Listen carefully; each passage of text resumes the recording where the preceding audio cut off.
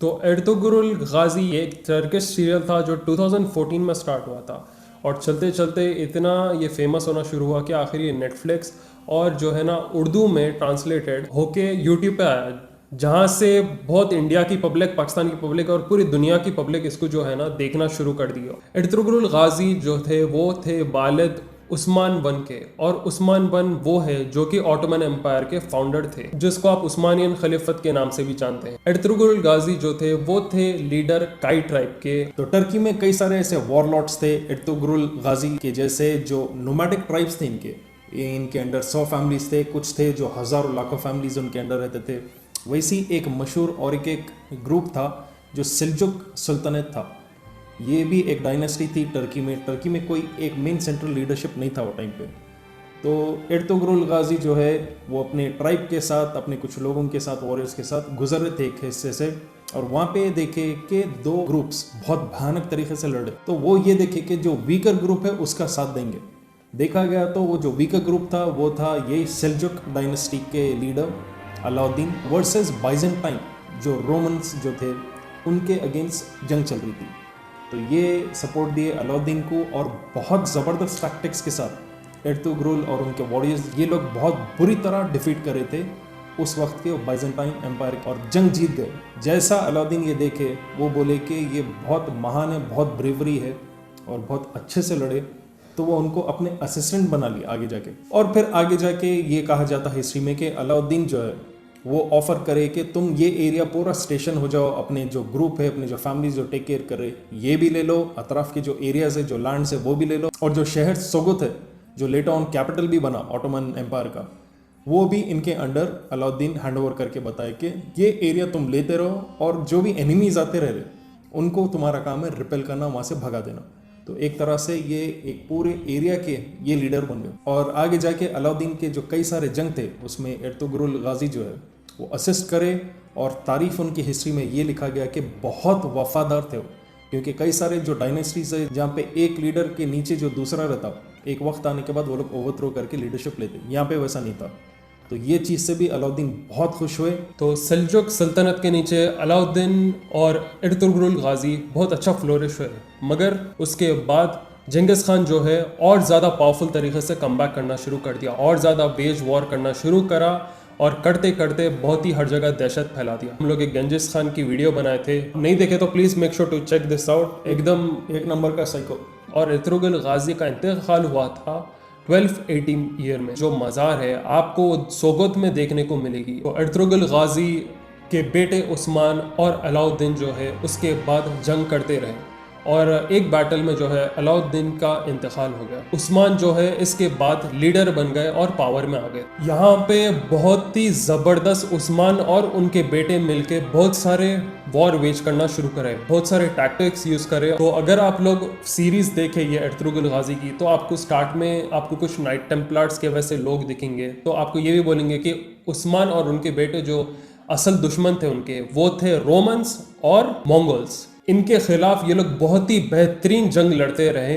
तो एर्तुगरुल गाजी के बेटे उस्मान वन, जिनकी वजह से ऑटोमन एम्पायर आज एक्सिस्टेंस में आया। तो देखा गया तो हिस्ट्री बहुत लिमिटेड है और बहुत कम है एर्तुगरुल गाजी की। उनके बाद उनके जो बेटे उस्मान वन जो एस्टैब्लिश करे थे ऑटोमन एम्पायर, उस्मानिया कैलिफेट, उनके बारे में और जो औलाद है उनकी, वो बहुत ज़्यादा हिस्ट्री है। लेकिन the rise of a super power, एक जो डायनेस्टी है, वो थे एर्तुगरुल गाजी। तो इनके बेसिस पे पूरा जो है सीरियल बना।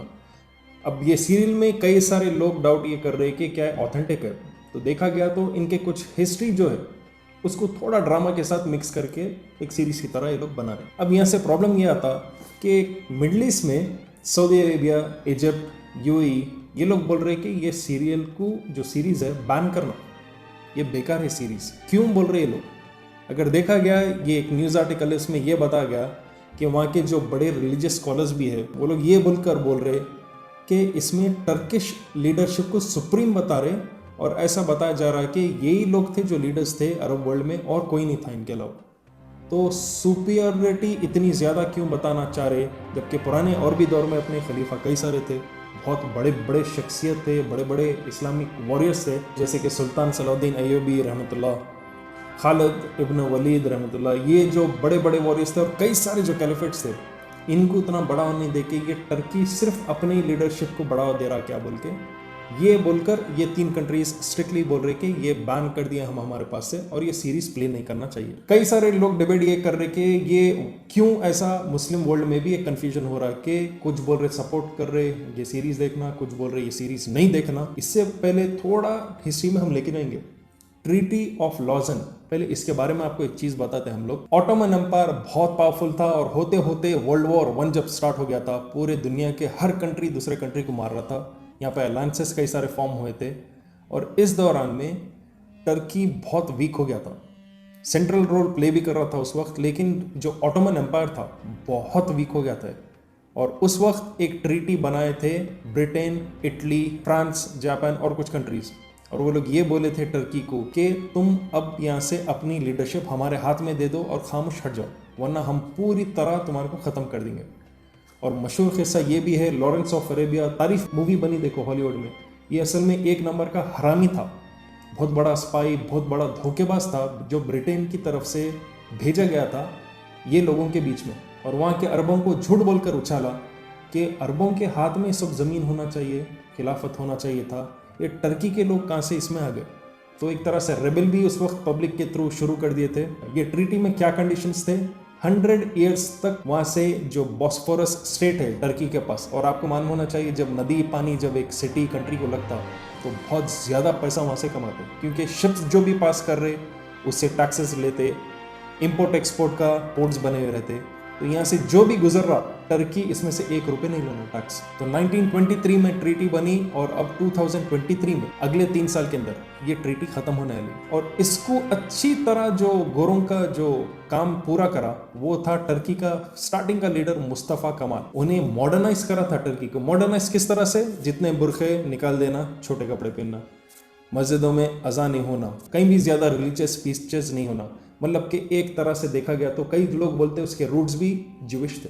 अब रिसेंट लीडर जो है वो है एर्दोगान। ट्रीटी से रिलेटेड एक और चीज़ है, 2023 में ट्रीटी खत्म हो रही 3 साल के अंदर, और आपको मालूम होना चाहिए 2016 में एर्दोगान के ऊपर कूप हुआ था। जो ऑपोजिशन थे सडनली अटैक करके पावर से गिराने गए थे, लेकिन वहाँ के जो कौम है टर्की की रोड पे आ गए, बहुत चाहते, हद से ज्यादा चाहते एर्दोगान को। तो इससे भी आप समझ जा सकते कि कितना कंट्रीज में एक प्रॉब्लम एर्दोगान बने हुए है, कई सारे कंट्रीज के लिए, गोरे रहो या मिडल ईस्ट के अंदर भी रहो। लेकिन आगे वक्त के साथ देखेंगे कि वो 3 साल के अंदर भी अब कितने तमाशे होने वाले नहीं मालूम ट्रीटी खत्म होने से पहले। पब्लिक पूछती भाई ये सीरीज देखना नहीं देखना, क्योंकि थोड़े जो है भाई फतवा इसके ऊपर जारी कर दे रहे। एक तरीके से एक ऐसा ड्रामा है जो लोग दूसरे सीरियल देखते ना, वैसा ड्रामा इंक्लूडेड है, क्योंकि हिस्टोरियंस ही उतनी कंप्लीट इन्फॉर्मेशन या डेटा नहीं प्रोवाइड कर सकते। तो स्पाइस्ड अप मसाला है। उसमें ये बताया जा रहा है कि एर्तुगरुल में म्यूजिक है, लड़कियों को बहुत खुलेआम बता रहा है उसके अंदर, जो नहीं करना चाहिए। बट टू बी ऑनेस्ट इसके अंदर एक बात ये भी अच्छी है कि ये जो सीरीज़ है ना, कई मुसलमानों में जज्बात पैदा कर दिया है, कि नहीं तो इससे पहले जज्बात ही नहीं थी। हर जगह कहीं भी जो मुसलमानों पे जुल्म हो रहा था वो देख के भाई बस हमारे को मार रहे बोल रहे थे। अब ये देखने के बाद लोगों को जज्बात भी आ रहा है और होश जाग उठ रहे कि अरे भाई ऐसे भी एक वक्त पे वॉरियर्स थे, ऐसी भी जंग हुए। अगर हम पहले के भी खलीफा देखें तो उनकी हिस्ट्री, उनकी स्टोरी भी जानना हमें ज़रूरी है, क्योंकि वो भी जो है ना बहुत अच्छे वॉरियर्स थे। कई सारे ऐसे इस्लामिक वॉरियर्स हैं जिनके बारे में लोगों को पता नहीं है।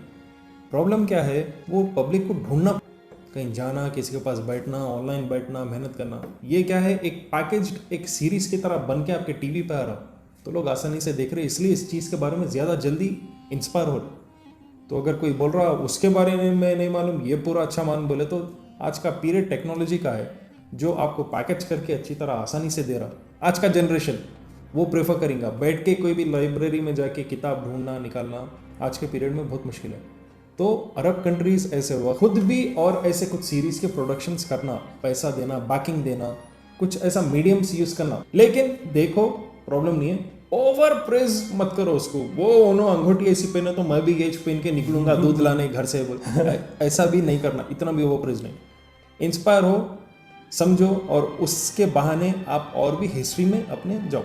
इस्लामिक जो रहता, ये था एक पूरा फैक्ट्स और स्टोरी ऑफ एर्तुगरुल गाजी, जो बहुत कम है फैक्ट्स, और कैसा उस्मान उनके बेटे जो है एक पूरा एम्पायर बना के उनकी आल औलाद बहुत बड़ी डायनेस्टी। अगर हमारा वीडियो पसंद आया तो इसे प्लीज़ व्हाट्सएप पे, फेसबुक पे और तमाम जितने प्लेटफॉर्म्स हैं वहाँ पर शेयर कीजिए, लाइक करिए इस वीडियो को और कमेंट करिए नीचे कि आप और नया वीडियोस क्या देखना पसंद करेंगे। तो will be back soon with another video.